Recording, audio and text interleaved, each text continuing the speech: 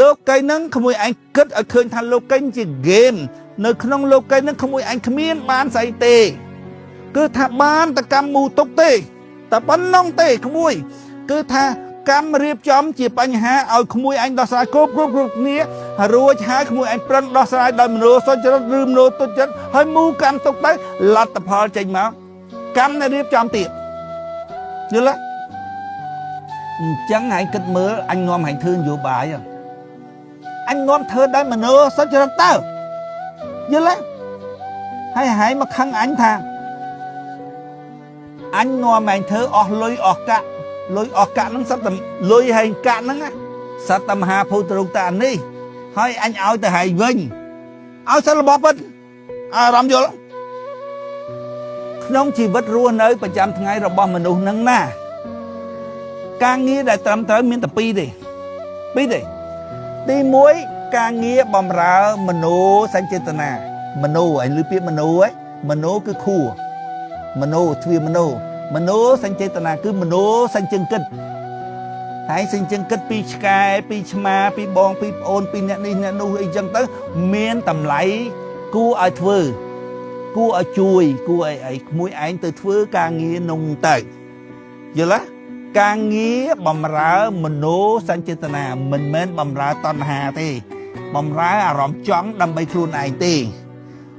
បម្រើអារម្មណ៍គិតយល់ទេមួយ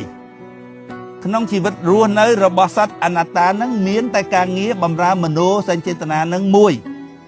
យល់ទេឲ្យតែក្មួយឯងហ៊ានបម្រើអារម្មណ៍អញជាសត្វតណ្ហាខុសហើយក្មួយឯងច្រឡំហើយក្មួយឯងច្រឡំមួយឯងមូកម្មទុកឲ្យផ្លែអារម្មណ៍ក៏ហើយយល់ទេទី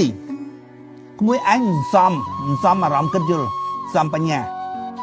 ក្នុងជីវិតរស់នៅប្រចាំថ្ងៃមានតែប៉ុណ្ណឹងទី1គឺការងារបម្រើមโนសញ្ចេតនាទៅផ្ទះលក់ដីទិញដីមិនបានលុយមកវិញធ្វើការងារបម្រើមโนសញ្ចេតនាចេញទៅរកស៊ីរកអីដើម្បីបានលុយយកមកធ្វើនេះធ្វើនោះយើងគិតរួចហើយយើងគិតថាត្រូវយកលុយមកធ្វើអីយើងប្រឹងធ្វើទៅដើម្បីបានរបស់បានលបនយកមកធ្វើអាការងារដែលយើងគិតយល់នោះការងារបម្រើមโนសញ្ចេតនាទោះបីលក់ដូរក៏ដោយទោះបីរកស៊ីអីធ្វើអីក៏ដោយតែក្មួយឯងធ្វើដើម្បីបម្រើមโนសញ្ចេតនាដែលក្មួយឯងគិតយល់នោះបម្រើបងបម្រើប្អូនដែលមានតម្លៃគួរបម្រើចែកឲ្យប្អូនឲ្យបងឲ្យអីអញ្ចឹងបើបម្រើតណ្ហាបម្រើចិត្តអារម្មណ៍អញជាសត្វគឺខុសទាំងអស់បម្រើមโนសញ្ចេតនាបម្រើមโนសញ្ចេតនាពូមិនដឹងទេថាក្មួយឯងនឹងធ្វើការងារអីក្មួយឯងលក់ដូរក្មួយឯងលក់ដីក្មួយឯងធ្វើមិនក្មួយឯងជួយដោះស្រាយរឿងគេរឿងឯងមួយឯងធ្វើមិនក៏ដោយយល់ទេដែលក្មួយឯងជួបប្រទះនោះក្មួយឯងដោះស្រាយរឿងមโนសញ្ចេតនាដែលក្មួយឯងគិតយល់មโนពាក្យថាមโนមួយម៉ាត់គឺមានន័យថាគិតយល់ទេគិតយល់ថាមានតម្លៃត្រូវជួយយល់ទេរួចហើយនឹងទី2ការងារដើម្បីសន្សំអារម្មណ៍យល់ជួបគ្នាឯងទៅជែកគ្នារឿងធម៌រឿងរឿង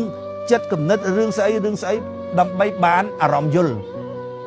សំទៅលើខ្សែវិញ្ញាណចាំតជាតិមានតែពីរហ្នឹងបម្រើមโนសញ្ចេតនាគឺ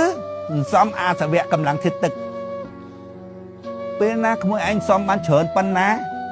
ដល់ពេលក្មួយឯងទៅជាសត្វសួគ៌ក្មួយឯងសោយសុខប៉ុណ្ណឹងសំអារម្មណ៍កក់ក្ដៅនោះបានប៉ុណ្ណាគឺក្មួយឯងសោយអានោះយល់ទេក្មួយឯងអ្នកសោយទៅណាហើយដល់ពេលទៅសត្វសួគ៌នោះក៏ក្មួយឯងបញ្ញានោះក៏ក្មួយឯងអារម្មណ៍គិតយល់នោះការងារត្រឹមត្រូវមានតែពីរហ្នឹងក្នុងជីវិតរបស់មនុស្សការងារបម្រើមโนសញ្ចេតនានិងការងារសន្សំបញ្ញាមានតែពីរហ្នឹងទេបើក្មួយឯងប្រមូលអាមហាភូតរូបហ្នឹងអាលីទាំងអស់ខុសយល់ទេ